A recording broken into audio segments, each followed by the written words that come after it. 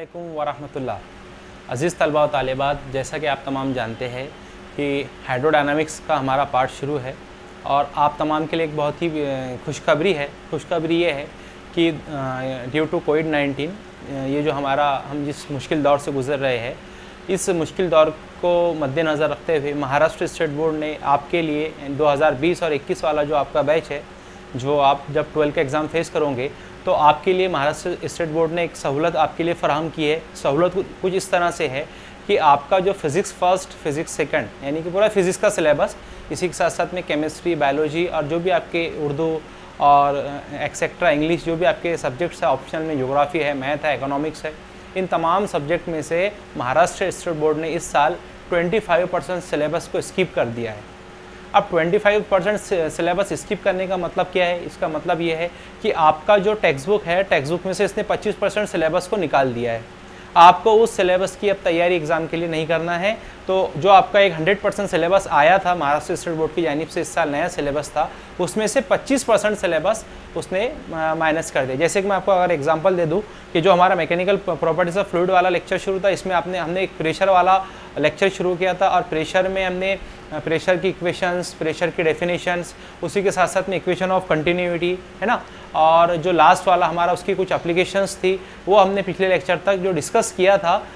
तो उसमें उसने ये जो 25% जो सिलेबस को स्किप किया है, उसमें वो वाला पार्ट भी उसने निकाल दिया है। तो आप तमाम के लिए खुशखबरी है कि ये जो 25% सिलेबस स्किप हुआ है, इसकी आपको अब स्टडी नहीं करना है। तो जैसा कि आप तमाम जानते हैं कि पिछले लेक्चर में हमने एप्लीकेशन ऑफ बर्नौली इक्वेशन देखा था। तो बच्चों याद रखो कि जो बर्नौली वाला जो टॉपिक है, वो भी इस महाराष्ट्र स्टेट बोर्ड ने इस साल स्किप कर दिया है। तो बर्नौली इक्वेशन वाला जो पूरा पार्ट है, मतलब बर्नौली इक्वेशन, ठीक है, P + half rho V square plus rho H equal to constant, वो वाला पार्ट, और उसके एप्लीकेशंस, जैसा कि आप तमाम को पता है, एक एप्लीकेशन जो मैथमेटिकल एप्लीकेशन थी वो हमने पिछले लेक्चर में देखा था, और वो पिछले लेक्चर में जब उसे हमने कंप्लीट किया था तो मैंने आपको बताया था कि अब इसकी 3 थ्योरेटिकल एप्लीकेशन बाकी है, वो इंशाल्लाह मैं नेक्स्ट लेक्चर में लूँगा। लेकिन अभी हमें इसकी ज़रूरत नहीं है, चूँकि मैं आपको 2020 और 21 के हिसाब से पढ़ा रहा हूँ। तो हम भी महाराष्ट्र स्टेट बोर्ड की तरह इस सिलेबस को स्किप कर देंगे। मतलब जो पार्ट महाराष्ट्र स्टेट बोर्ड ने स्किप किया है, वो पार्ट हम भी स्किप करने वाले हैं। तो जो 2-3 एप्लीकेशन रह गई थी, मैं चाहता था कि मैं आपको बता दूं, बहुत इंटरेस्टिंग एप्लीकेशन है एरोप्लेन वाली, कि एरोप्लेन कैसे लिफ्ट करता है, लेकिन फिलहाल हमारे पास में इतना वक्त नहीं है।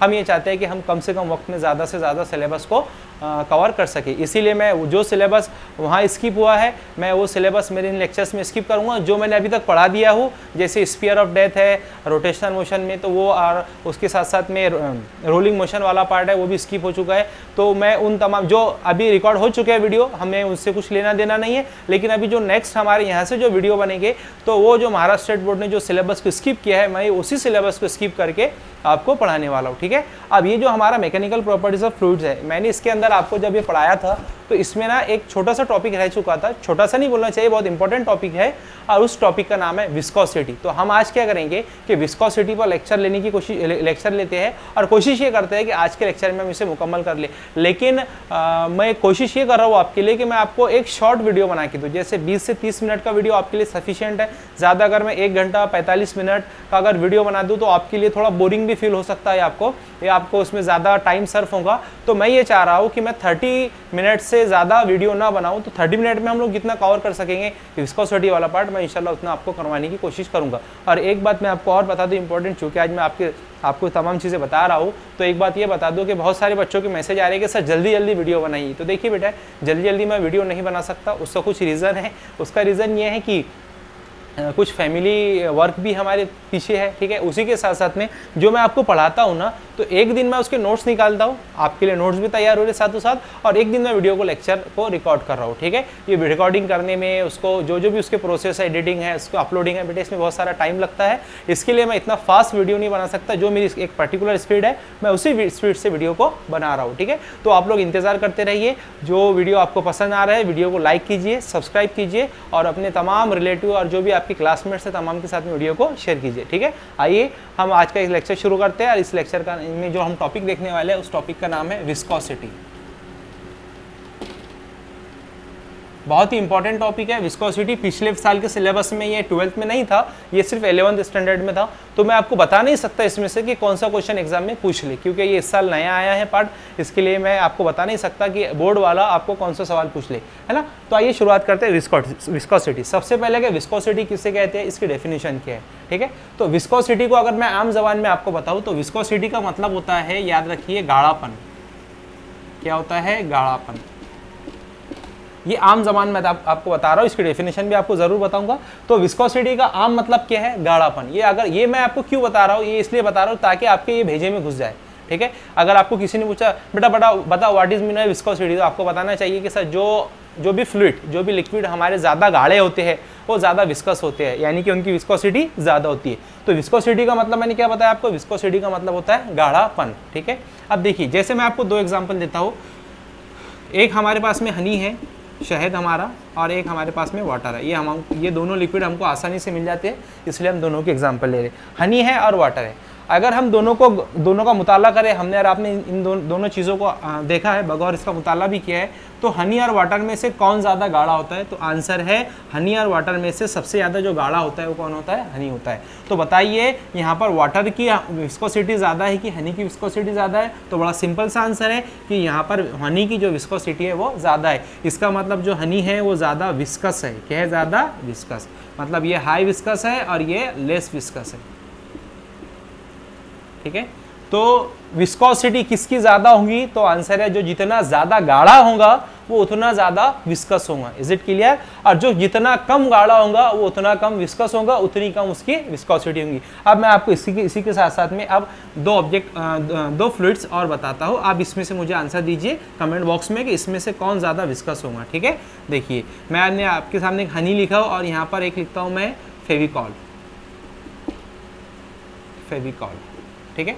बताइए फेविकॉल और हनी में से कौन ज़्यादा विस्कस होता है, ठीक है। इसका आंसर आपको ज़रूर कमेंट बॉक्स में देना है। तो और किसकी विस्कोसिटी ज़्यादा होगी, फेविकॉल की विस्कोसिटी ज़्यादा होगी कि हनी की ज़्यादा होगी, ठीक है। तो इसी के साथ साथ में एक और एग्जांपल मैं आपको बता सकता हूँ। जैसे कि आपने देखा होगा जब हमारी सड़क रोड वगैरह जो बनते हैं उस पर डामर डालते हैं ना, तो डामर और फेविकॉल में से सबसे ज़्यादा विस्कस कौन होगा, तो उसका आंसर मैं आपको बता देता हूँ कि जो डामर होता है वो सबसे ज़्यादा गाढ़ा होता है और सबसे ज़्यादा विस्कोसिटी डामर की होती है। अगर हम डामर को हनी के कंपैरिजन में देखें तो डामर की विस्कोसिटी ज़्यादा होगी। अगर हम डामर को फेविकॉल के कंपैरिजन में देखें तो डामर की विस्कोसिटी ज़्यादा होगी। इसका मतलब ये हुआ कि विस्कोसिटी का हमको क्या बात समझ में आती है कि जो फ्लूइड जितना ज़्यादा गाढ़ा होता है उसकी विस्कोसिटी उतना ज़्यादा होती है, वो उतना ज़्यादा विस्कस होता है। असल में जो विस्कोसिटी है वो फ्लूइड की एक प्रॉपर्टी है, फ्लूइड की एक खासियत है, इसकी एक खुसूसियत है, जिसमें क्या होता है कि जो फ्लूइड की जो 2 लेयर्स होती है, मान लो आपके पास में एक फ्लूइड है और फ्लूइड की ऐसी 2 लेयर है, एडजस्टिंग लेयर है, ठीक है। इन लेयर के दरमियान में क्या होता है कि एक रिलेटिव मोशन होता है। क्या होता है, रिलेटिव मोशन। रिलेटिव मोशन क्या होता है वो भी मैं आपको समझा के देता हूँ। पहले मैं आपको विस्कोसिटी के ताल्लुक से बता रहा हूँ कि विस्कोसिटी फ्लूइड की एक प्रॉपर्टी है जिसमें फ्लूइड की किसी दो एडजस्टिंग लेयर के दरमियान में जो रिलेटिव मोशन होता है, तो ये जो होता है रिलेटिव मोशन को अपोज करता है।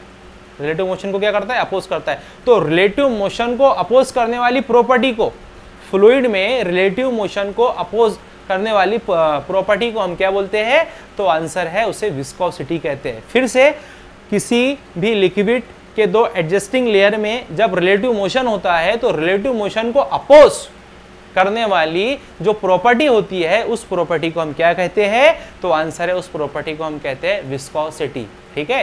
तो आइए हम इसको बड़े एग्जांपल की मदद से समझते हैं कि रिलेटिव मोशन सबसे पहले क्या होता है और किस तरह से इसमें अपोजिशन होता है, ठीक है। मैं आपको सबसे पहले ना सॉलिड वाली बात बता देता हूँ जो हमने पिछले बहुत सारे लेक्चर्स में पढ़ी है। सॉलिड में रिलेटिव मोशन क्या होता है, मान लो आपके पास में 2 ऑब्जेक्ट है और दोनों भी सॉलिड वाले है ना। तो हमने क्या किया है कि हमारे पास में एक सरफेस है इस तरह की, हमने क्या किया इसके ऊपर एक ऑब्जेक्ट को रखा, ठीक है। एक ऑब्जेक्ट है हमारे पास में, इसमें ना हम 2 पॉइंट लेंगे। एक पॉइंट लेंगे हम पॉइंट ए जो इस ऑब्जेक्ट का पॉइंट है और एक पॉइंट लेंगे बी जो इस सरफेस का पॉइंट है, ठीक है। 2 पॉइंट है। अब हमने क्या किया, मैं आपको रिलेटिव मोशन बता रहा हूँ। हमने क्या किया, इधर से इसके ऊपर फोर्स अप्लाई किया, ठीक है। जैसे हम फोर्स लगाएंगे हम ये देखेंगे फोर्स की वजह से क्या होता है, फोर्स का मतलब होता है पुश या पुल, ठीक है। तो हमने यहाँ से फोर्स लगाया, तो फोर्स लगाने की वजह से क्या होगा, ये ऑब्जेक्ट इस तरह से मोशन करते हुए यहाँ पर जाएगा, पॉइंट ए और पॉइंट बी, ठीक है। यहाँ पर रिलेटिव मोशन क्या है, तो समझिए रिलेटिव मोशन क्या होता है। जब हम यहाँ पर फोर्स अप्लाई करेंगे तो अगर हम बी पर बैठकर देखें हम कहाँ पर बैठे अभी बी पर, इधर से फोर्स अप्लाई हुआ, हमने बी पर बैठ के देखा तो हम ये देखेंगे कि बी को ये दिखाई देगा कि ए आगे जा रहा है, बराबर है। अगर हम बी पर बैठे हुए तो बी को क्या नजर आएगा, बी को ये नजर आएगा कि ए आगे जा रहा है, ठीक है। और उसी के साथ साथ में अगर हम ए पर बैठकर मुशाहिदा करें, कहां पर बैठ के मुशाहिदा करें, ए पर, अगर हम ए पर बैठ के मुशाहिदा करें तो हमें यह फील होगा कि बी पीछे जा रहा है। ये एग्जांपल आप आपके घर में भी परफॉर्म कर सकते हो, आपको इसका जरूर बजरूर आंसर मिलेगा। अगर ए पर बैठे हैं तो हमें क्या नजर आएगा कि बी पीछे जा रहा है, अगर बी पर बैठे तो क्या नजर आएगा, ए आगे जा रहा है। लेकिन आप तमाम को पता है कि यहाँ पर जब ए अमल होगा तो यहाँ पर ना बी ये चाहेगा कि ए आगे ना जाए, तो बी क्या करेगा, उसको इस तरह से अपोजिट डायरेक्शन में एक फोर्स लगाएगा, जिस फोर्स का नाम है फ्रिक्शन फोर्स। क्या नाम है, friction force, F, friction force, ठीक है। ये हमने सॉलिड सॉलिड वाले केस में पहले भी दिखा था। अब अगर हम बी पर देख रहे थे तो बी को ये लग रहा था कि ए आगे जा रहा है, तो उसने ए को मुखालिफ में फोर्स लगाया, मतलब यहाँ रिलेटिव मोशन हो रहा है, तो रिलेटिव मोशन को जो फोर्स अपोज करता है उसका नाम है फ्रिक्शन फोर्स, और जो अपोजिट डायरेक्शन में लगता है, ठीक है, तो ये फ्रिक्शन फोर्स इधर लगा। अब क्या हुआ, अब मैं ये देखता हूँ कि मैं ए पर बैठा हूँ, ठीक है, तो मैं अगर ए पर बैठकर मुशाहिदा कर रहा हूं तो मुझे ये लग रहा है कि बी पॉइंट पीछे जा रहा है, तो ए वाला पॉइंट क्या करेगा, बी को अपने साथ में लेने के लिए एक अपोजिट फोर्स लगाएगा, और वो भी कौन सा फोर्स होगा, फ्रिक्शन फोर्स, ठीक है, एफ ऑफ एफ। तो यहां पर क्या हुआ, रिलेटिव मोशन को जो फोर्स सॉलिड सॉलिड वाले केस में अपोज करता है उस फोर्स का नाम क्या है, फ्रिक्शन फोर्स। क्या नाम है, फ्रिक्शन फोर्स, ठीक है। तो सॉलिड सॉलिड वाले केस में देखिए सरफेस भी सॉलिड है, ये ऑब्जेक्ट भी सॉलिड है, तो सॉलिड सॉलिड वाले केस में यहाँ पर जो रिलेटिव मोशन हो रही है, ए को ये लग रहा है कि बी पीछे जा रहा है, बी को ये लग रहा है कि ए आगे जा रहा है, तो ये जो एक दूसरे के रिलेटिव से जो मोशन हो रहा है इस मोशन को रिलेटिव मोशन बोलेंगे, और रिलेटिव मोशन को जो अपोज करता है वो फ्रिक्शन फोर्स होता है, जो रिलेटिव मोशन के अपोज में वर्क करता है। तो यहाँ पर फ्रिक्शन फोर्स जो है वो रिलेटिव मोशन के अपोज में। ये तो बात हुई सॉलिड सॉलिड की, जो पिछले लेक्चर में हमने बहुत सारी बार देखा है। अब आ जाइए मैं आपको बताता हूँ सॉलिड लिक्विड, ठीक है, या लिक्विड लिक्विड, या लिक्विड गैस, ठीक है। इन तीनों केसेस में क्या होगा, ये सॉलिड सॉलिड वाली बात थी। तो सॉलिड सॉलिड केस में अगर रिलेटिव मोशन होता है तो रिलेटिव मोशन को कौन अपोज करता है, फ्रिक्शन फोर्स अपोज करता है, जिसकी डायरेक्शन रिलेटिव मोशन के अपोज में होती है, ठीक है।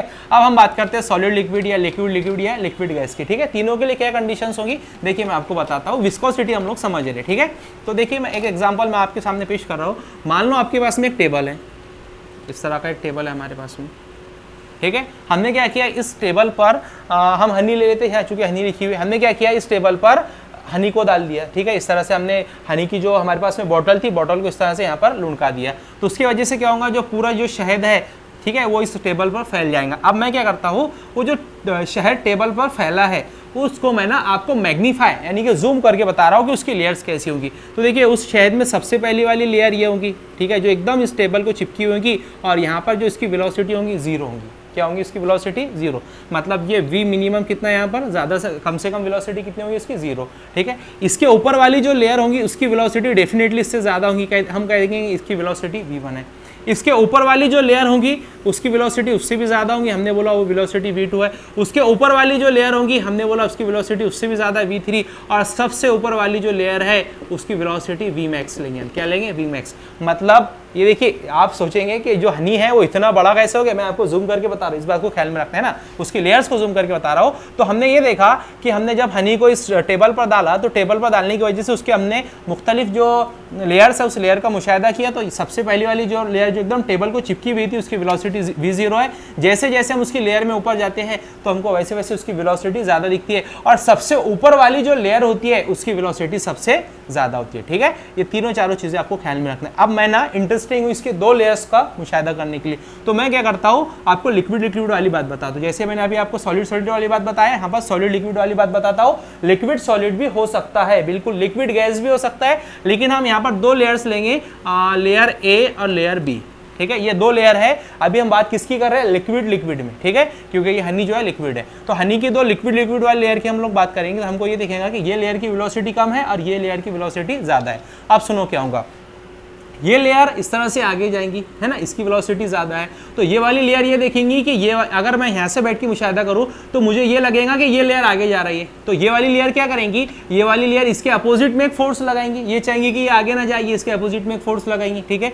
इसी के साथ साथ में अगर मैं ए पर बैठ कर मुशाहिदा करूँ तो मुझे ये लगेगा कि लेयर बी जो है वो पीछे की जानिब जा रही है। लेकिन आप सभी को पता है, ये वाली केस में मैंने आपको बताया, हमने बी पर बैठ के ए को देखा तो हमें ये लग रहा है कि ए आगे जा रहा है, हम ए पर बैठ के बी को देख रहे हैं तो हमें ये लग रहा है कि बी पीछे जा रहा है। तो इस लिक्विड वाले केस में क्या होता है कि ये लिक्विड जो होता है अपोजिट डायरेक्शन में, बैकवर्ड डायरेक्शन में एक फोर्स लगाता है और उस फोर्स को बोलते हैं एफ ऑफ वी। क्या बोलते हैं उसको, एफ ऑफ वी। यहां पर क्या लगा था, एफ ऑफ फ्रिक्शन फोर्स, और यहां पर फोर्स कौन सा लगा है, एफ ऑफ वी। और याद रखिए बच्चों, इस एफ ऑफ वी को कहा जाता है विस्कस फोर्स। क्या बोलते हैं इसको, विस्कस फोर्स, जो हमेशा किधर लगता है, तो आंसर है, याद रखिए, जो विस्कस फोर्स होता है वो हमेशा बैकवर्ड डायरेक्शन में लगता है, अपोजिट डायरेक्शन में लगता है, ठीक है। हमने ए, जब बी पर बैठ के ए का मुशाहिदा करा तो हमें लग रहा था कि वो आगे जा रहा है, तो ये इसके अपोजिट में फोर्स लगाएगा। फिर हमने ए पर बैठकर बी को देखा तो हमें ये लग रहा है कि बी पीछे जा रहा है, तो यहां पर ये लिक्विड क्या करता है, एक अपोजिट डायरेक्शन में, एक बैकवर्ड डायरेक्शन में फोर्स लगाता है, और उस फोर्स को क्या कहा जाता है, विस्कस फोर्स। और ये जो रिलेटिव मोशन यहां पर आपको दिखाई दे रहा है, बी पर बैठकर ए को देख रहे तो ए आगे जा रहा है, ए पर बैठ के बी को देख रहे तो बी पीछे जा रहा है, तो ये जो रिलेटिव मोशन होता है यहां पर विस्कस फोर्स की वजह से जो अपोजिशन होता है, तो लिक्विड की इसी प्रॉपर्टी को हम क्या कहते हैं, तो आंसर है लिक्विड की इसी प्रॉपर्टी को हम कहते हैं विस्कोसिटी। क्या कहते हैं इसको, विस्कोसिटी। मतलब जब हमारा फोर्स लगा विस्कस फोर्स, तो विस्कस फोर्स की वजह से जो अपोजिशन हुआ, उसी अपोजिशन को हम क्या बोलेंगे, तो लिक्विड की जो अपोजिशन की जो प्रॉपर्टी है, उसी प्रॉपर्टी को हम क्या बोलेंगे, उस प्रॉपर्टी को हम क्या बोलेंगे, विस्कोसिटी। तो याद रखिए, जो विस्कस फोर्स होता है वो हमेशा बैकवर्ड डायरेक्शन में लगता है, जिसकी वजह से जो अपोजिशन होता है, रिलेटिव मोशन को जो अपोज मिलता है, तो रिलेटिव मोशन को जो अपोज मिलता है, तो अपोज की इसी प्रॉपर्टी को अपोजिशन की इसी प्रॉपर्टी को हम लोग क्या कहते हैं, तो आंसर है अपोजिशन की इसी प्रॉपर्टी को हम कहते हैं विस्कोसिटी। क्या कहते हैं, विस्कोसिटी। मैंने बड़ी डिटेल में आपको समझा कि अगर आप टेक्स्ट बुक में पढ़ोगे तो आपके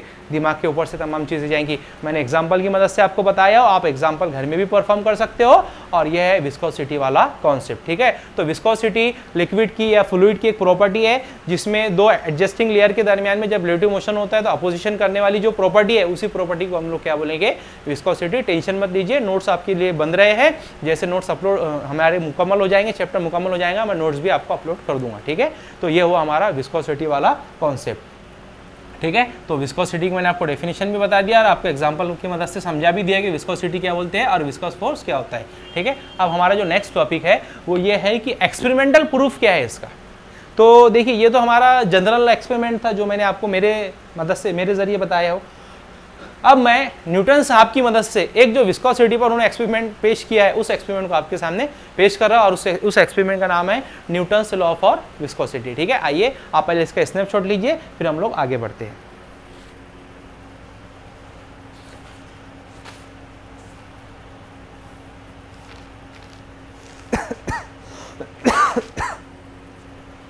ले लिया?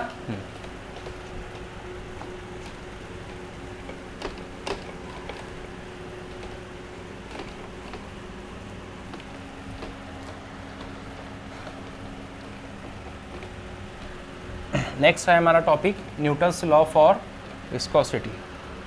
न्यूटन साहब ने एक एक्सपेरिमेंट परफॉर्म किया है, बड़ा इंटरेस्टिंग एक्सपेरिमेंट है, और उन्होंने विस्कोसिटी फाइंड करने के लिए, विस्कोसिटी मालूम करने के लिए, विस्कोसिटी मेज़र करने के लिए एक फार्मूला हमको बताया कि ईटा इक्वल टू समथिंग होता है। आइए उसको हम लोग समझते हैं। Newton's law of viscosity.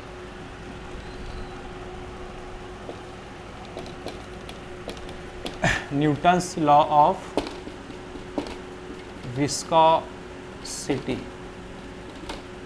Newton's law of viscosity,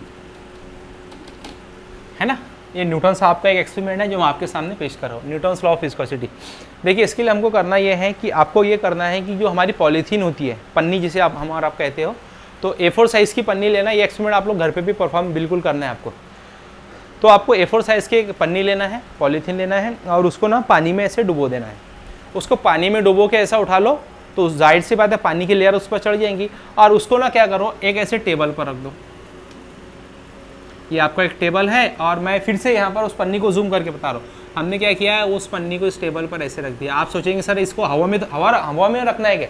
इसको हवा में नहीं रखना है, इसको टेबल पर ही रखना है, लेकिन ये ना मैग्नीफाई इमेज है, जूम इमेज है, इसके लिए ऐसे दिख रहा है। तो जब हम इसको इस टेबल पर रखेंगे तो हमको ना वो पानी की जो लेयर्स है वो ऐसी दिखेंगी नीचे। देखिए इसको थोड़ा गौर से समझिए, ये जूम की भी इमेज है। आप सोचेंगे इसको हवा में रखना है, इसको हवा में नहीं रखना है, इसको आपको टेबल पर ही रखना है। हमने बहुत ज़्यादा इसको मैग्नीफाई किया। हमने क्या किया, पानी के अंदर उस पन्नी को डुबोया, A4 साइज वाली पन्नी को, और उसको ऐसे टेबल पर रख दिया। ठीक है, हमारे पास में जो टेबल है, मान लो ये आपके पास में टेबल है इस तरह का, ये आपके पास में टेबल है। आपने क्या किया, A4 साइज की एक पन्नी ली, पन्नी को डुबोया, और जब उस पर पानी की लेयर चढ़ जाएंगी तो उसे इस तरह से यहाँ पर ऐसे रख दिया, है ना, ऐसे रख दिया। ओके, तो ऐसे रखने के बाद में आपको ये दिखेगा कि ये जो पानी की जो लेयर्स है ना, इसके नीचे अगर आप लोग गौर से देखोगे वो पन्नी ट्रांसपेरेंट होनी चाहिए बिल्कुल। हाँ, अगर पन्नी ट्रांसपेरेंट होंगी तो आपको ना उसके एक लेयर्स दिखी, एक पानी की एक लेयर दिखेंगी। तो उसी को मैंने यहाँ पर मैग्नीफाई करके बताया हो, है ना। तो ये हमारी पानी की लेयर है। अब यहाँ पर न्यूटन साहब क्या बोलते हैं कि जब ये पानी की लेयर अगर ऐसी है तो यहाँ पर विस्कस फोर्स कहाँ पर होगा। तो देखिए पानी की अगर दो लेयर्स एडजस्टिंग लेयर है, ठीक है, तो मैं आपको बताता हूँ, ये पानी है, ये आपकी पानी की लेयर है, मतलब ये आपकी पॉलीथीन की लेयर है ना। एक ये लेयर मतलब पॉलीथीन सॉलिड भी हो सकता है, सॉलिड है ना, ये पॉलीथीन की एक लेयर है, और ये आपकी पानी की लेयर है, दो एडजस्टिंग लेयर है। तो जब लिक्विड और सॉलिड के जब दो केसेस आते हैं तो दो अगर एडजस्टिंग लेयर है तो इसमें ना रिलेटिव मोशन होगा। रिलेटिव मोशन को जो फोर्स अपोज करता है उस फोर्स का नाम क्या है, तो बैकवर्ड जो फोर्स है उस फोर्स का नाम है एफ ऑफ ई, मतलब विस्कस फोर्स। ठीक है, जो रिलेटिव मोशन के अपोज में होता है। अब हमने क्या किया, इसको ना पकड़ के इधर से खींचा, मतलब F फोर्स लगाया, और F फोर्स लगाकर इस पन्नी को हमने आगे खींचा। तो हम ये देखेंगे कि जब हम F फोर्स लगाकर पन्नी को उधर की जानिब खींचेंगे तो हमको उसके अपोजिशन में एक फोर्स फील होगा, और उस फोर्स को क्या बोलेंगे, विस्कस फोर्स। ठीक है, विस्कस फोर्स कहाँ पर आता है, जब सॉलिड लिक्विड की दो एडजस्टिंग लेयर कांटेक्ट में आती है। ये सॉलिड की लेयर है, ये लिक्विड की लेयर है। जब ये दोनों कांटेक्ट में आई तो इनके दरमियान में ये जब हमने फोर्स लगाकर इसे इधर खींचा तो उनके दरमियान में रिलेटिव मोशन हुआ। रिलेटिव मोशन की वजह से बैकवर्ड डायरेक्शन में एक फोर्स हमें फील हुआ, और उस फोर्स का नाम क्या है, उस फोर्स का नाम है विस्कस फोर्स। तो जब हमने इसे पकड़कर यहाँ से खींचा तो हमें एक विस्कस फोर्स फील हुआ। अब मैं क्या करता हूँ, मैं इसे और ज्यादा फोर्स से खींचूंगा। तो मान लो मैंने यहाँ पर 10 न्यूटन का फोर्स लगाया था, तो 10 न्यूटन का फोर्स लगाने की वजह से ये v = 5 मीटर पर सेकंड की रफ्तार से आगे आ रही थी। मैंने क्या किया, बहुत तेजी से इसका फोर्स बढ़ाया, है ना। तो जब मैं बहुत तेजी से फोर्स, मैंने क्या किया, अब 10 न्यूटन था, अब मैंने इसमें 100 न्यूटन का फोर्स लगा दिया। तो जाहिर सी बात है, जब 100 न्यूटन का फोर्स लगाऊंगा तो 100 न्यूटन के फोर्स लगाने की वजह से वेलोसिटी भी 50 मीटर पर सेकंड हो जाएगी, है ना। फोर्स बढ़ाने की वजह से वेलोसिटी भी बढ़ेगी। तो जब हम इसे जोर से पकड़कर खींचेंगे तो जोर से पकड़कर खींचने की वजह से जितनी ज्यादा वेलोसिटी से ये पन्नी आपकी आगे जाएंगी, उतना ज्यादा आपको विस्कस फोर्स महसूस होगा, क्योंकि विस्कस फोर्स हमेशा लगाए गए फोर्स के अपोजिट डायरेक्शन में हमको फील होता है। तो जितना फोर्स से हम इसे इधर खींचेंगे उतना फोर्स से ये हमें विस्कस फोर्स महसूस होगा। जितनी वेलोसिटी से ये आगे जाएगा उतनी ज्यादा हमको विस्कस फोर्स महसूस होगा। इसका मतलब यह है कि फोर्स बढ़ाने से वेलोसिटी बढ़ रही, और जितनी वेलोसिटी बढ़ रही उतना विस्कस फोर्स बढ़ रहा। मान लो अगर मैं अभी यहाँ पर 100 मीटर पर सेकंड की रफ्तार से, सिर्फ एग्जांपल दे रहा हूँ,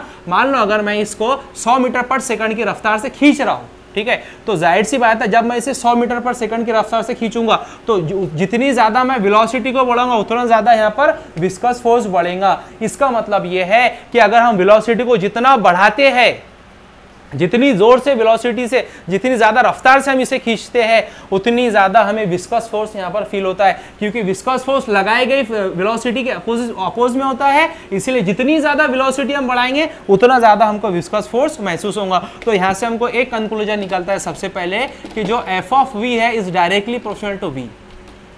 ठीक है, इसका मतलब क्या है, इसका मतलब यह है कि विस्कस फोर्स जो है वो डायरेक्टली प्रोपोर्शनल है वेलोसिटी के। जितनी ज्यादा वेलोसिटी से आप उसे खींचोगे उतना ज्यादा बैक साइड में आपको विस्कस फोर्स फील होगा। ठीक है, तो एक कंक्लूजन हमने निकाल लिया है कि velocity is directly proportional to viscous force. आप ये एग्जांपल घर पे करोगे, आप उसको देखोगे, जितने जोर से आप उसको खींचोगे तो उतना ज्यादा आपको विस्कस फोर्स महसूस होगा, उतना ज्यादा पुल आपको महसूस होगा, उतना ज्यादा बैकवर्ड डायरेक्शन में आपको फोर्स महसूस होगा। तो वेलोसिटी को बढ़ाओगे तो आपको विस्कस फोर्स महसूस होगा। एक कंक्लूजन हमारा ये निकला। अब दूसरा कंक्लूजन मैं आपको बताता हूँ, सुनिए। दूसरा कंक्लूजन क्या है, दूसरा कंक्लूजन ये है कि Fe जो है वो डायरेक्टली प्रोपोर्शनल है ए के, मतलब जो हमारा विस्कस फोर्स है वो डायरेक्टली प्रोपोर्शनल है एरिया के। इसका मतलब ये है कि जितना ज़्यादा आप एरिया को बढ़ाओगे, उस पॉलीथीन के एरिया को आप जितना बढ़ाओगे तो जाहिर सी बात है पॉलीथीन भारी हो जाएंगी, तो जितना ज़्यादा एरिया को बढ़ाओगे उतना ज़्यादा बैकवर्ड डायरेक्शन में आपको क्या होगा, तो उतना ज़्यादा बैकवर्ड डायरेक्शन में आपको विस्कस फोर्स महसूस होगा। आइए इसको समझते हैं। अब मान लो पहले हमारी जो लेयर थी, मतलब जो हमारी पॉलीथीन की जो लेयर थी वो इस तरह इतनी थी, तो हमने इसको पकड़ के खींचा तो हमें एक फोर्स महसूस हुआ, उसको हमने विस्कस फोर्स बोला। तो हमने जब इसे इधर पकड़ के खींचा तो हमको एक बैकवर्ड डायरेक्शन में एक फोर्स महसूस हुआ जिसका नाम है विस्कस फोर्स। अब मैं क्या करता हूँ, इसकी साइज को बढ़ा देता हूँ। क्या मैंने एरिया को बढ़ा दिया, तो एरिया को बढ़ाने की वजह से बताइए क्या विस्कस फोर्स भी बढ़ेगा। तो डेफिनेटली अगर आप इसे पकड़ के खींचोगे ना तो आपको अपोजिट डायरेक्शन में एक फोर्स ज्यादा महसूस होगा एज कंपेयर टू ये वाली लेयर के, है ना। तो अब हमने इसकी लेयर की साइज को बढ़ा दिया, मतलब एरिया को बढ़ाया, तो अब जो अपोजिट वाला फोर्स है वो आपको ज्यादा महसूस होगा। क्यों? क्योंकि हमने यहाँ पर एरिया को बढ़ा दिया। तो दूसरा कंक्लूजन हमारा क्या निकला, तो दूसरा कंक्लूजन हमें ये निकला कि अगर हमने एरिया को बढ़ाया तो बैकवर्ड डायरेक्शन में हमको विस्कस फोर्स महसूस हुआ, और विस्कस फोर्स अभी यहाँ पर ज्यादा है एज कंपेयर टू ये वाली लेयर। ये वाली लेयर में मान लो आपको विस्कस फोर्स 10 न्यूटन फील हो रहा था, तो ये वाली लेयर में विस्कस फोर्स कितना होगा, तो आंसर है 20 न्यूटन आपको फील होगा, है ना। तो विस्कस फोर्स हमेशा बैकवर्ड डायरेक्शन में फील हो, इस बात का ख्याल रखो। मैं आपको यहाँ पर एक चीज बताना भूल गया, वो एक चीज को याद रखिए कि यहाँ पर जो विस्कस फोर्स है और जो वेलोसिटी है इनकी डायरेक्शन अलग है ना। ये मैग्नीट्यूड वाली बात है। अगर डायरेक्शन की बात करें तो यहाँ पर क्या लगेगा, माइनस लगेगा। क्यों माइनस लगेगा, क्योंकि वेलोसिटी से हम इधर खींच रहे हैं और विस्कस फोर्स हमको उसके अपोजिट में महसूस हो रहा। तो एक कंक्लूजन हमारा ये था कि F of P is directly proportional to minus of V, मतलब जितनी ज्यादा वेलोसिटी से आप खींचोगे उतना ज्यादा आपको अपोजिट डायरेक्शन में विस्कस फोर्स फील होगा। जितना एरिया को हम बढ़ाएंगे, इतना एरिया था 10 न्यूटन का विस्कस फोर्स हमें महसूस हो रहा था, इतना एरिया हो गया तो हमको 50 न्यूटन का विस्कस फोर्स महसूस होगा। क्यों? क्योंकि एरिया के बढ़ाने से विस्कस फोर्स भी बढ़ता है। ठीक है। तीसरी बात यह है कि f is directly proportional to 1/x, sorry inversely proportional to 1/x। जो f है वो हटाओ के माकूस तनासुब x क्या है, मान लो कि ये जो आपकी पॉलीथीन है, पन्नी है, वो यहाँ से लेकर इसकी जो सतह के दरमियान का जो डिस्टेंस है वो x है। तो जितना ज़्यादा आप इसका डिस्टेंस बढ़ाओगे उतना कम आपको फोर्स फील होगा। मैं इसके एग्जांपल आपको बताता हूँ। आपने घर में आपकी प्लेट भी देखी होंगी, ये हम जिसे थाली कहते हैं। हम जब होटल वगैरह में जाते हैं तो हमको एक थाली खाने के लिए मिलती है। वो थाली कैसे होती है, देखिए मैं आपको बताता हूँ। वो थाली ऐसे होती है,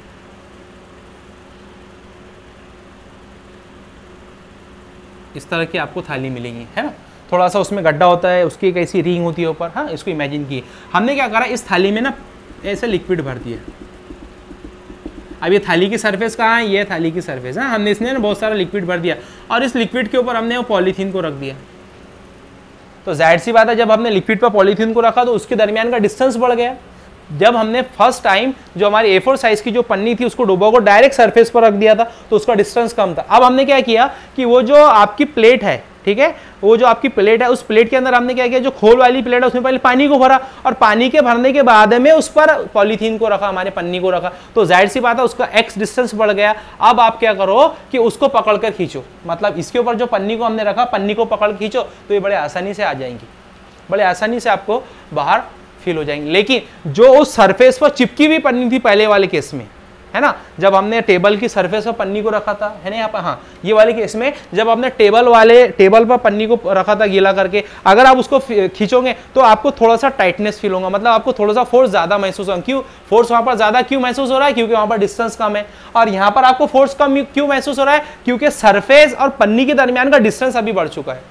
तो डिस्टेंस के बढ़ाने से फोर्स क्या होता है, कम होता है। ये एग्जांपल आप घर पे परफॉर्म कर सकते हो। एक प्लेट में पानी को रखने का, उस पर पॉलीथीन को रखना और पकड़ के खींचना, तो आपको फोर्स कम फील होगा बैकवर्ड डायरेक्शन। लेकिन अगर उसी पॉलीथीन को आप एक टेबल पर रख के खींचोगे तो आपको बैकवर्ड डायरेक्शन में फोर्स जो होगा वो ज्यादा महसूस होगा। ठीक है, तो ये बात का आपको ख्याल रखना है कि जितना कम डिस्टेंस होगा उतना ज्यादा फोर्स होगा और जितना ज्यादा डिस्टेंस होगा उतना कम फोर्स होगा। जितना ज्यादा डिस्टेंस उतना कम फोर्स और जितना ज्यादा फोर्स उतना कम डिस्टेंस। ये बात आपको ख्याल रखनी है ना। ये वाले केस में जो हमको फोर्स होगा कम महसूस होगा क्योंकि यहाँ पर डिस्टेंस ज्यादा है, और ये वाले केस में हमको फोर्स जो है वो ज्यादा महसूस होगा क्योंकि यहाँ पर डिस्टेंस कम है। आप क्या करो, तीनों को मिला लो। जब हम तीनों को मिलाएंगे तो हम क्या बोलेंगे, हम ये बोलेंगे F is directly proportional to VA divided by X, और यहाँ पर क्या लगेगा, माइनस। ठीक है, अब यहाँ से ये जो रास्ता नासुब का निशान है, मतलब डायरेक्टली प्रोपोर्शनल का जो साइन है, इसको हम यहाँ से रिमूव कर देंगे। तो हम इसको लिखेंगे F of E equal to eta minus of eta VA divided by X। ये फार्मूला है आपका विस्कस फोर्स के लिए। ठीक है, ये विस्कस फोर्स का फार्मूला कि F equal to minus of eta V A upon X, जहाँ पर ईटा जो है वो मैं बताता हूँ अभी क्या है, वी जो है वेलोसिटी है, ए जो है एरिया, एक्स जो है डिस्प्लेसमेंट है, ठीक है। जो एक्स है ना यहाँ पर, सॉरी जो ईटा है यहाँ पर, ईटा का मतलब होता है कोएफिशिएंट ऑफ विस्कोसिटी। ये क्या है, कोएफिशिएंट ऑफ विस्कोसिटी।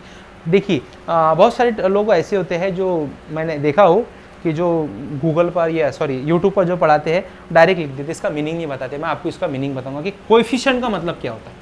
तो याद रखिए, कोएफिशिएंट का मतलब होता है जहां पर भी फिजिक्स में आपको कोएफिशिएंट या मॉडुलस मिलेगा, जैसे मॉडुलस ऑफ इलास्टिसिटी आपने 11th में पढ़ा है, और कोएफिशिएंट ऑफ विस्कोसिटी, कोएफिशिएंट, जहां पर भी आपको मॉडुलस या कोएफिशिएंट मिलेगा, इसका मीनिंग याद रखिए आप। तो कोएफिशिएंट या मॉडुलस का मतलब होता है मेजरमेंट या मेजर करना। तो ये कोएफिशिएंट ऑफ विस्कोसिटी है, इसका मतलब ये है कि इसकी मदद से हम ये किसको मेजर करेंगे, विस्कोसिटी को। वहां पर मॉडुलस ऑफ इलास्टिसिटी था, तो वो किसका मेजरमेंट था, इलास्टिसिटी का। तो जहां पर भी फिजिक्स में कोएफिशिएंट और मॉडुलस मिलेगा, तो कोएफिशिएंट और मॉडुलस का मतलब क्या होगा, याद रखिए, मैं कहीं पर लिख लेता हूं कि कोएफिशिएंट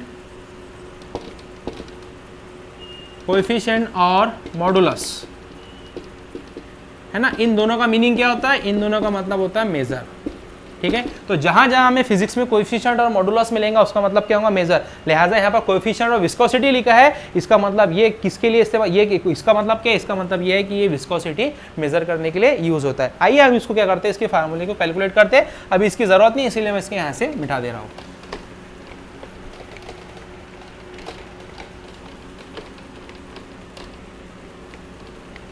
हाँ, अब हम वो कोएफिशिएंट ऑफ विस्कोसिटी को यहाँ पर कैलकुलेट करेंगे। देखिए अब मैं क्या करूँगा, इसका ये तो आपका वेक्टर फॉर्म है, मैं इसको मैग्नीट्यूड फॉर्म में लिखूंगा।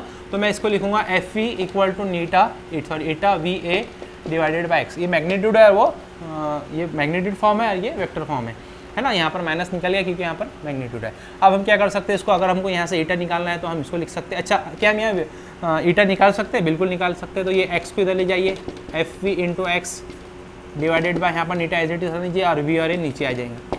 इसका मतलब ईटा इक्वल टू क्या आ गया हमारे पास में, F V X divided by V A, है ना। ये आ चुका है आपका कोएफिशिएंट ऑफ विस्कोसिटी। मतलब विस्कोसिटी अगर आपको मालूम करना है तो आपको क्या क्या मालूम होना चाहिए, एफ वी मालूम, मतलब विस्कस फोर्स पता होना चाहिए, डिस्प्लेसमेंट पता होना चाहिए, वेलोसिटी पता होना चाहिए और एरिया पता होना चाहिए। अगर ये आपके पास में चारों चीज़ें हैं तो आप बड़े आसानी से क्या निकाल सकते हैं, कोएफिशिएंट ऑफ विस्कोसिटी, मतलब विस्कोसिटी का मेजरमेंट कर सकते हो। तो विस्कोसिटी के मेजरमेंट के लिए हम इस फार्मूले का इस्तेमाल करेंगे, eta equal to F V X divided by V A. इसका यूनिट क्या होगा तो भी मैं आपको बता देता हूँ। देखिए ईटा का यूनिट,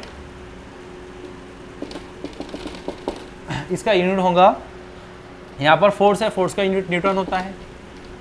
यहाँ पर x है मतलब डिस्टेंस है, तो इसका यूनिट मीटर होगा। नीचे क्या है, ये वेलोसिटी है, तो वेलोसिटी क्या होता है, मीटर पर सेकंड, ठीक है। यहाँ पर एरिया है, ये हो जाएगा मीटर का स्क्वायर, मीटर मीटर कैंसल, क्या बचेगा यहाँ पर, ये हो जाएगा आपके पास में न्यूटन सेकंड, ऊपर चल जाएगा, newton into second divided by metre का स्क्वायर। ये आ गया इसके यूनिट। इसका यूनिट ये है विस्कोसिटी का, है ना। विस्कोसिटी का यूनिट आपके पास में क्या आ गया, newton second divided by metre का स्क्वायर, ओके। इसका डायमेंशन लिखेंगे, तो ऊपर फोर्स न्यूटन है, इसका डायमेंशन क्या होता है फोर्स के, m1 L1 T-2, ठीक है। यहाँ पर सेकंड है, सेकंड मतलब T1 डिवाइडेड बाय, नीचे लेंथ है मतलब मीटर, यहाँ पर मीटर है मतलब लेंथ है, तो यहाँ पर क्या आ जाएगा L2 1, और ये इसमें का 2 में का 1 कट जाएगा, तो क्या बचेगा, यहाँ पर बचेगा m1, ठीक है। ये प्लस का 1 ऊपर जाकर माइनस का 1 हो जाएगा, 1 - 2 - 1 बराबर है, और यहाँ पर क्या बचेगा T-2 और +1 मतलब T-1,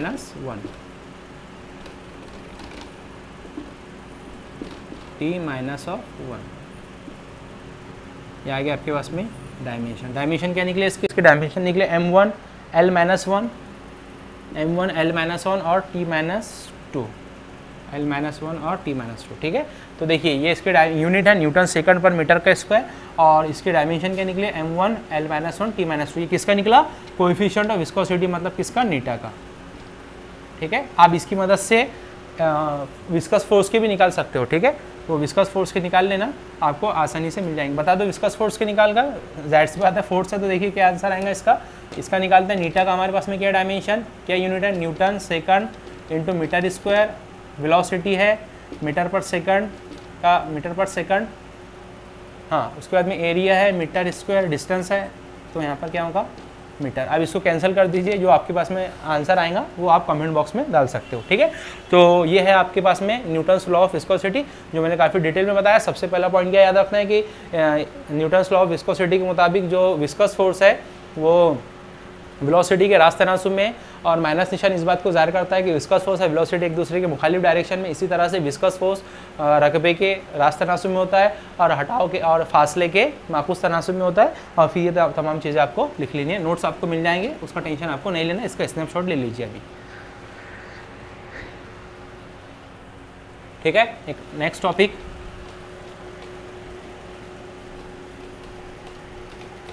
नेक्स्ट टॉपिक आपका स्टोक्स लॉ। देखिए बहुत ही इंपॉर्टेंट टॉपिक है स्टोक्स लॉ। बहुत बड़े साइंटिस्ट थे स्टोक, और इन्होंने बहुत इंपॉर्टेंट लॉ आपको दिया। एक स्फीयर के ताल्लुक से लॉ है ये कि अगर किसी भी लिक्विड में एक स्फीयर को डालेंगे तो वहाँ पर क्या चीज़ आपको देखने के लिए मिलेंगी, उसे हम बोलेंगे स्टोक्स लॉ। बहुत इंपॉर्टेंट लॉ है, इसको अच्छे से समझिए।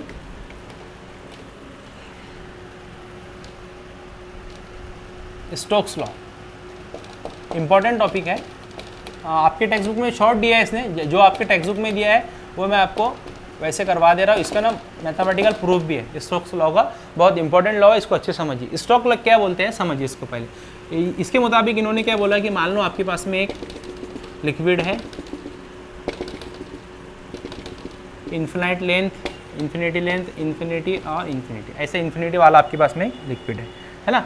आपने क्या किया, इस लिक्विड ने ऊपर से एक, ये जो लिक्विड, ये जो लॉ है याद रखिए सिर्फ एक स्फीयर के लिए। किसके लिए? स्फीयर के लिए। आपने क्या किया, एक स्फीयर को पकड़ा, इस लिक्विड में ऐसे छोड़ दिया। तो जब हम इस लिक्विड में इसको यहाँ से पकड़ कर छोड़ेंगे तो आप सभी को पता है इनिशियल वेलोसिटी क्या होती है, 0, है ना। तो क्या होगा कि जब हमने 0 वेलोसिटी पर इसको यहाँ से छोड़ा तो ग्रेविटी की वजह से उसकी वेट जो होगा वो mg वर्टिकली डाउनवर्ड होगा। तो उसकी वजह से क्या होगा, ये धीरे धीरे धीरे नीचे आएगा। जब ये जैसे जैसे नीचे आएगा, इनिशियल वेलोसिटी यहाँ पर क्या है 0, लेकिन जैसे जैसे ये आएगा उसकी वेलोसिटी बढ़ेगी। इस बात को आपको ख्याल में रखना है। हमने क्या किया, इसको यहाँ पर ऑब्जर्वेशन किया, ये ऐसे लिक्विड था, है ना। हमने इसको यहाँ से पकड़ के छोड़ा तो इनिशियल वेलोसिटी 0 थी, लेकिन जैसे ये नीचे आया इसका वेट जो है वर्टिकली डाउनवर्ड होता है mg, उसकी वजह से ग्रेविटी से नीचे की जानिब खींचा तो उसकी वजह से उसकी वेलोसिटी बढ़ी, है ना। तो जब ये नीचे आता है तो इसकी वेलोसिटी धीरे धीरे बढ़ती है और इस पर जो फोर्स अमल करता है वो mg वर्टिकली डाउनवर्ड होता है, ठीक है। अब यहाँ पर एक बात गौर कीजिए, ये नीचे की जानिब आ रहा है, लेकिन यहाँ पर ये जो स्फीयर है ये सॉलिड है, और ये जो लिक्विड आपको दिख रहा है, मतलब ये जो पानी आपको यहाँ पर दिख रहा है ये लिक्विड है, मतलब यहाँ पर सॉलिड और लिक्विड कांटेक्ट में आ रहे हैं। सॉलिड कौन है, स्फीयर है, और लिक्विड ये पानी है। तो यहाँ पर सॉलिड लिक्विड कांटेक्ट में आ रहे हैं। तो मान लो ये एक सॉलिड का पार्टिकल, ये लिक्विड का पार्टिकल, है ना। इन दोनों के दरमियान में कौन सी मोशन होंगी, अभी अभी मैंने आपको बताया, अगर सॉलिड लिक्विड कांटेक्ट में आते हैं तो इनके दरमियान में रिलेटिव मोशन होगा। अगर हम यहाँ से देखें ये वाले पॉइंट पर से, तो ये वाले पॉइंट को ये लगेगा कि ये वाला पॉइंट लिक्विड, सॉलिड वाला पॉइंट, लिक्विड वाले पॉइंट को ये लगेगा कि सॉलिड वाला पॉइंट नीचे जा रहा है। अगर मैं सॉलिड वाले पॉइंट से देखूं तो मुझे ये लगेगा कि लिक्विड वाला पॉइंट पीछे जा रहा है, मतलब यहाँ पर रिलेटिव मोशन होगा। तो जहाँ पर भी रिलेटिव मोशन होता है तो सॉलिड लिक्विड के केस में ऐसा कौन सा फोर्स है जो इसके अपोजिट डायरेक्शन में अमल करता है? तो आंसर है इसके देखिए ये अमल इधर से भी होगा और ये अमल इधर से भी होगा। तो जाहिर सी बात है यहाँ पर सॉलिड लिक्विड कांटेक्ट में रिलेटिव मोशन हो रहा है, ऐसा कौन सा फोर्स है जो रिलेटिव मोशन को अपोज करता है? तो हम तमाम को पता है Fv, ठीक है, मतलब विस्कस फोर्स। मैं यहाँ डैश लगा रहा हूँ और इधर भी एक फोर्स मारूंगा जिसका नाम है विस्कस फोर्स F डैश। अब मैं क्या करता हूँ, इन दोनों का रिजल्टेंट आपको बताता हूँ। तो दोनों का रिजल्टेंट यहाँ आ जाएगा Fv। Fe का मतलब क्या है, विस्कस फोर्स। तो यहाँ पर जब रिलेटिव मोशन नीचे की जानी हो रही थी तो रिलेटिव मोशन के अपोज में बैकवर्ड डायरेक्शन में जो फोर्स लगा उस फोर्स का नाम क्या है, विस्कस फोर्स। क्या नाम है, विस्कस फोर्स। और स्टोक क्या बोलते हैं, स्टोक ये बोलते हैं कि F जो है यानी विस्कस फोर्स जो है वो डायरेक्टली प्रोपोर्शनल है Fe जो है इक्वल टू होता है 6 पाई नीटा RV। किसके, 6 पाई नीटा RV। क्या क्या चीज़ें, मैं आपको एक ही चीज़ बताता हूँ। Fe तो आपको पता है विस्कस फोर्स, जो यहाँ पर 6 पाई जो है वो कांस्टेंट है। 6 पाई क्या है, कांस्टेंट है। ईटा जो है वो आपको पता है coefficient of viscosity. Coefficient of viscosity R क्या है, R जो है आपका रेडियस ऑफ स्फीयर, ये जो आपका स्फीयर है उसका रेडियस है। और उसी के साथ साथ में V क्या है, तो V जो है आपके पास में velocity of sphere in liquid, ठीक है, velocity of sphere in liquid. इसका मतलब क्या है, इसका मतलब ये है कि जो Fv है वो डायरेक्टली प्रोपोर्शनल ईटा के, मतलब जितना ज़्यादा विस्कस फोर्स होगा उतना ज़्यादा कोएफिशिएंट ऑफ विस्कोसिटी होगा, मतलब जितना ज़्यादा विस्कस फोर्स उतना ज़्यादा मेजरमेंट ऑफ विस्कोसिटी, जितना ज़्यादा रेडियस इस स्फीयर का, जितना ज़्यादा रेडियस उतना ज़्यादा विस्कस फोर्स, उसी के साथ साथ जितनी ज़्यादा वेलोसिटी उतना ज़्यादा विस्कस फोर्स। जाहिर सी बात है जितनी ज़्यादा वेलोसिटी से नीचे आएगा उतना ज़्यादा विस्कस फोर्स आपको अपोजिट डायरेक्शन में महसूस होगा। उसी के साथ साथ में जितना बड़ा उसका रेडियस होगा उतना ज़्यादा विस्कस फोर्स लगेगा, और जितना ज़्यादा कोएफिशिएंट ऑफ विस्कोसिटी होगा उतना ज़्यादा विस्कस फोर्स होगा। तो ये है आपका स्टोक्स लॉ कि Fv जो है F इक्वल टू होता है 6 पाई नीटा R इंटू वी। तो स्टोक्स लॉ का वो क्या है, अगर अब इसका आंसर लिखना चाहे इस लॉ का, तो इसका आंसर क्या लिखेंगे, तो इसका आंसर आपको ये लिखना है कि जब भी किसी स्फीयर को किसी लिक्विड में डाला जाता है तो वहाँ विस्कस फोर्स जो होता है वो उस स्फीयर के रेडियस के रास्ता तनासुब में, मतलब निष्कुत्र के रास्ता तनासुब में, रफ्तार के रास्ता तनासुब में, और इसी के साथ साथ में ईटा के रास्ता तनासुब में होता है। ठीक है, तो ये है आपका स्टोक्स लॉ जो मैंने आपके सामने पेश किया, इसका आप स्नैपशॉट ले सकते हो। ठीक है, स्टोक्स लॉ बहुत इंपॉर्टेंट है। ये कहाँ पर वैलिड है, तो आंसर ये सिर्फ स्फीयर वाले केस में वैलिड है, और इसमें जो विस्कस फोर्स जो होता है वो डायरेक्टली प्रोपोर्शनल होता है रेडियस के, वेलोसिटी के और ईटा के, और 6 पाई जो है यहाँ पर वो कांस्टेंट है। तो देखिए ये स्टोक्स लॉ मैंने आपको कंप्लीट कर दिया। अभी लेक्चर में हमने क्या क्या देख लिया, सबसे पहले विस्कोसिटी, उसके डेफिनेशन, ठीक है, उसके बाद में न्यूटन्स लॉ ऑफ विस्कोसिटी, उसकी डेफिनेशन, उसका डायमेंशन, उसका यूनिट, ठीक है, उसी के साथ साथ में स्टोक्स लॉ। वक्त ज़्यादा हो चुका है तो मैं एक छोटा सा टॉपिक रह गया, छोटा सा नहीं बहुत इंपॉर्टेंट टॉपिक है जिसका नाम है टर्मिनल वेलोसिटी। ये टॉपिक बहुत ही ज़्यादा इंपॉर्टेंट है। क्यों इंपॉर्टेंट है, क्योंकि टर्मिनल वेलोसिटी, बारिश का मौसम शुरू है और इस मौसम में आपको टर्मिनल वेलोसिटी बहुत इंपॉर्टेंट है, पता होने चाहिए। आपके टेक्स्ट बुक में ना उसने सिंपलेस्ट एकदम बस आपको समझा के दे दिया, लेकिन टर्मिनल वेलोसिटी के लिए समझाने के लिए सबसे ज़्यादा ज़रूरी जो है वो है अपवर्ड फोर्स। ठीक है, तो मैं आपको बताऊंगा कि वो फोर्स क्या होता है। ठीक है, तो पिछला मैं इस लेक्चर को यहीं पर रोक रहा हूँ। वो जो हमारा नेक्स्ट जो लेक्चर रहेगा उस लेक्चर में हम लोग देखेंगे टर्मिनल वेलोसिटी। वो वेलोसिटी अगर ना होती ना तो बारिश के मौसम में जो पानी की बूंदें नीचे आ रही है उन बूंदों से हमारे सर फूट जाते, अगर टर्मिनल वेलोसिटी वाला कॉन्सेप्ट नहीं अगर होता। तो हमको इसमें अपथ्रस्ट, जिसे हम कहेंगे अपवर्ड जो फोर्स होता है, अपथ्रस्ट बोलते हैं उसको। तो अगर आपको ये पता है तो आप टर्मिनल वेलोसिटी को आसानी से समझ लोगे। तो जो नेक्स्ट लेक्चर जो मैं बनाने वाला हूँ 15 से 20 मिनट का लेक्चर रहेगा, उसमें मैं आपको पहले अपथ्रस्ट समझाऊंगा वो क्या होता है। अगर आपको वो समझ में आएगा तो आपको टर्मिनल वेलोसिटी समझेगा। अगर आपको टर्मिनल वेलोसिटी समझेगा तो आपको इंपॉर्टेंस पता चलेगा कि बारिश के मौसम में हमारे सर क्यों नहीं फूट रहे। वरना अगर टर्मिनल वेलोसिटी वाला कॉन्सेप्ट नहीं होता ना तो जो पानी की जो बूंदें हमारे सर पर गिर रही है तो हमारे सर फूट जाते। ठीक है, वो क्या चीज़ है उसके लिए आपको थोड़ा सा वेट करना पड़ेगा। इंशाल्लाह नेक्स्ट लेक्चर जल्दी से जल्दी मैं अपलोड करने वाला हूँ। तो आज के लेक्चर के रिगार्डिंग जो भी चीज़ें आपको समझ में आई हैं, अगर आपको समझ में आई है तो चैनल को लाइक और सब्सक्राइब जरूर कीजिए, वीडियो को लाइक कीजिए, चैनल को सब्सक्राइब कीजिए, अपने दोस्तों तक शेयर कीजिए, और उसी के साथ साथ में जो भी आपके क्वेश्चन है आप कमेंट बॉक्स में ज़रूर पूछ सकते हो। और इस लेक्चर में मैंने एक आपको क्वेश्चन पूछा था, उसका आंसर भी आपको देना है कि फेविकॉल और हनी दोनों में से कौन ज़्यादा डिस्कस होता है। ठीक है, अस्सलाम वालेकुम व रहमतुल्लाह।